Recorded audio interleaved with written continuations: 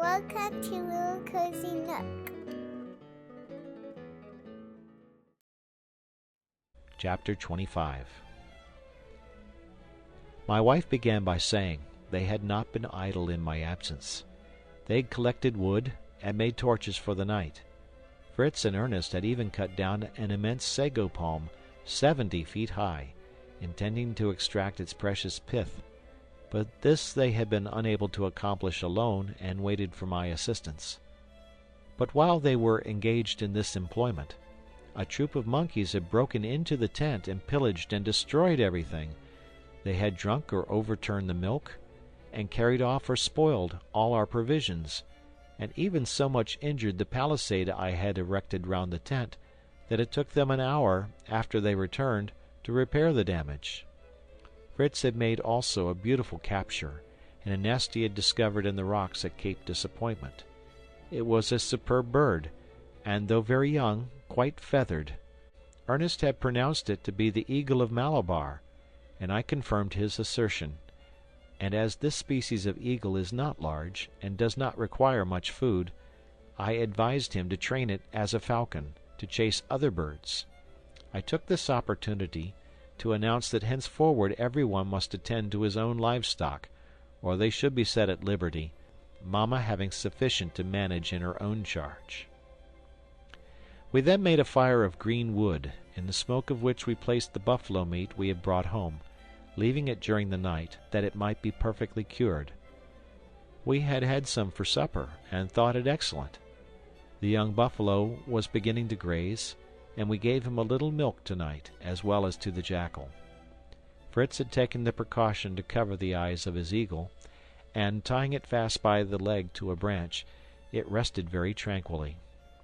We then retired to our mossy beds, to recruit our strength for the labors of another day. At break of day we rose, made a light breakfast, and I was about to give the signal of departure, when my wife communicated to me the difficulty they had had in cutting down the palm tree, and the valuable provision that might be obtained from it with a little trouble. I thought she was right, and decided to remain here another day, for it was no trifling undertaking to split up a tree 70 feet long. I consented the more readily, as I thought I might, after removing the useful pith from the trunk, obtain 2 large spouts or channels to conduct the water from Jackal River to the kitchen garden. Such tools as we had we carried to the place where the tree lay. We first sawed off the head, then, with a hatchet making an opening at each end, we took wedges and mallets, and the wood being tolerably soft, after 4 hours' labor, we succeeded in splitting it completely. When parted, we pressed the pith with our hands to get the whole into one division of the trunk, and began to make our paste. At one end of the spout we nailed one of the graters, through which we intended to force the paste, to form the round seeds. My little bakers set vigorously to work, some pouring water on the pith, while the rest mixed it into paste. This we threw into a heap, hoping mushrooms might spring from it. We spent the rest of the day in loading the cart with our utensils and the halves of the tree. We retired to our hut at sunset, and slept in peace. The next morning, the whole caravan began to move at an early hour.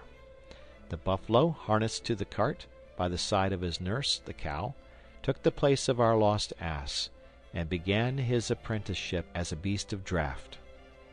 We took the same road on our return, that we might carry away the candleberries and the vessels of India rubber. The vanguard was composed of Fritz and Jack, who pioneered our way, by cutting down the underwood to make a road for the cart. Our water pipes being very long, somewhat impeded our progress, but we happily reached the candleberry trees without accident, and placed our sacks on the cart. We did not find more than a quart of the caoutchouc gum, but it would be sufficient for our first experiment, and I carried it off. In crossing the little wood of guavas, we suddenly heard our dogs, who were before us with Fritz and Jack, uttering the most frightful howlings. I was struck with terror lest they should have encountered a tiger, and rushed forward ready to fire. The dogs were endeavoring to enter a thicket, in the midst of which Fritz declared he had caught a glimpse of an animal larger than the buffalo, with a black bristly skin. I was just about to discharge my gun into the thicket, when Jack, who had lain down on the ground to look under the bushes, burst into a loud laugh. "It is another trick of that vexatious animal, our old sow. She's always making fools of us," cried he. Half merry and half angry, we made an opening into the thicket, and there discovered the lady lying, surrounded by 7 little pigs only a few days old. We were very glad to see our old friend so attended, and stroked her. She seemed to recognize us and grunted amicably. We supplied her with some potatoes, sweet acorns, and cassava bread, intending in return to eat her young ones when they were ready for the spit, though my dear wife cried out against the cruelty of the idea. At present we left them with her, but proposed afterwards to take away 2 to be brought up at home, and leave the rest to support themselves on acorns in the woods, where they would become game for us. At length we arrived at Falcon's Nest, which we regarded with all the attachment of home. Our domestic animals crowded round us, and noisily welcomed us. We tied up the buffalo and jackal, as they were not yet domesticated. Fritz fastened his eagle to a branch by a chain long enough to allow it to move freely, and then imprudently uncovered its eyes. It immediately raised its head, erected its feathers, and struck on all sides with its beak and claws. Our fowls took to flight, but the poor parrot fell in his way, and was torn to pieces before we could assist it. Fritz was very angry, and would have executed the murderer, but Ernest begged he would not be so rash, as parrots were more plentiful than eagles, and it was his own fault for uncovering his eyes, the falconers always keeping their young birds hooded 6 weeks, till they were quite tamed. He offered to train it, if Fritz would part with it, but this Fritz indignantly refused. I told them the fable of the dog in the manger, which abashed Fritz, and he then besought his brother to teach him the means of training this noble bird, and promised to present him with his monkey. Ernest then told him that the Caribs subdue the largest birds by making them inhale tobacco smoke. Fritz laughed at this, but Ernest produced a pipe and some tobacco he had found in the ship, and began to smoke gravely under the branch where the bird was perched. It was soon calm, and on his continuing to smoke, it became quite motionless. Fritz then easily replaced the bandage, and thanked his brother for his good service. The next morning we set out early to our young plantation of fruit trees, to fix props to support the weaker plants. We loaded the cart with the thick bamboo canes and our tools, and harnessed the cow to it, leaving the buffalo in the stable, as I wished the wound in his nostrils to be perfectly healed before I put him to any hard work. I left Francis with his mother to prepare our dinner, begging them not to forget the macaroni. We began at the entrance of the avenue to Falcon's Nest, where all the trees were much bent by the wind. We raised them gently by a crowbar. I made a hole in the earth, in which one of my sons placed the bamboo props, driving them firmly down with a mallet, and we proceeded to another, while Ernest and Jack tied the trees to them with a long, tough, pliant plant, which I suspected was a species of liana. As we were working, Fritz inquired if these fruit trees were wild. "A pretty question!" cried Jack. "Do you think the trees are tame like eagles or buffaloes? You perhaps could teach them to bow politely, so that we might gather the fruit." "You fancy you are a wit," said I, "but you speak like a dunce. We cannot make trees bow at our pleasure, but we can make a tree which by nature bears sour and uneatable fruit, produce what is sweet and wholesome. This is effected by grafting into a wild tree a small branch, or even a bud, of the sort you wish. I will show you this method practically at some future time, for by these means we can procure all sorts of fruit, only we must remember that we can only graft a tree with one of the same natural family. Thus we could not graft an apple on a cherry tree, for one belongs to the apple tribe and the other to the plum tribe. Do we know the origin of all these European fruits?" asked the inquiring Ernest. "All our shell fruits," answered I, "such as the nuts, the almond, and the chestnut, are natives of the East, the peach of Persia, the orange and apricot of Armenia, and the cherry, which was unknown in Europe 60 years before Christ, was brought by the proconsul Lucullus from the southern shores of the Euxine. The olives come from Palestine. The first olive trees were planted on Mount Olympus, and from thence were spread through the rest of Europe. The fig is from Lydia.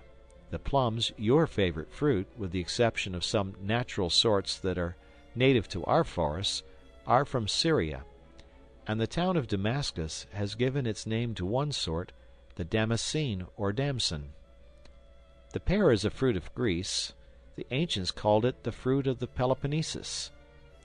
The mulberry is from Asia, and the quince from the island of Crete."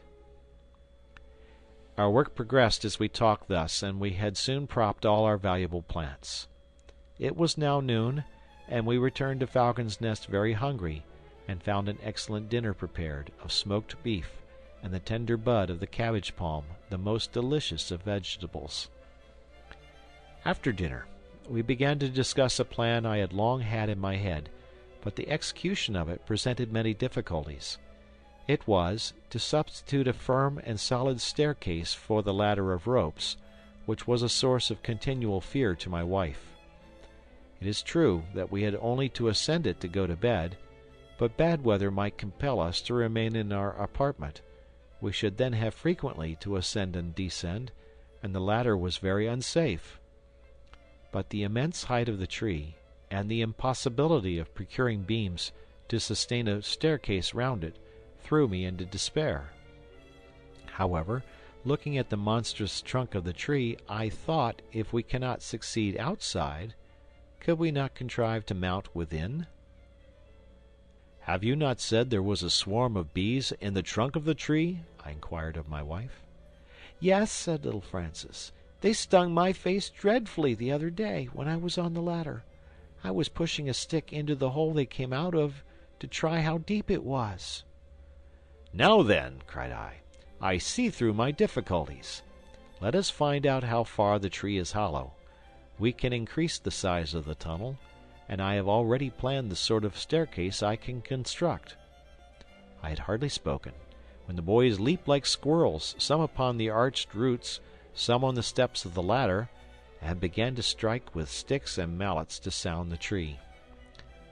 This rash proceeding had nearly been fatal to Jack, who, having placed himself just before the opening, and striking violently, the whole swarm, alarmed at an attack which probably shook their palace of wax, issued forth, and revenged themselves amply on all the assailants. Nothing was heard but cries and stamping of feet. My wife hastened to cover the stings with moist earth, which rather relieved them, but it was some hours before they could open their eyes. They begged me to get them the honey from their foes, and I prepared a hive, which I had long thought of, a long gourd, which I placed on a board nailed upon a branch of our tree, and covered with straw to shelter it from the sun and wind. But it was now bedtime, and we deferred our attack on the fortress till next day.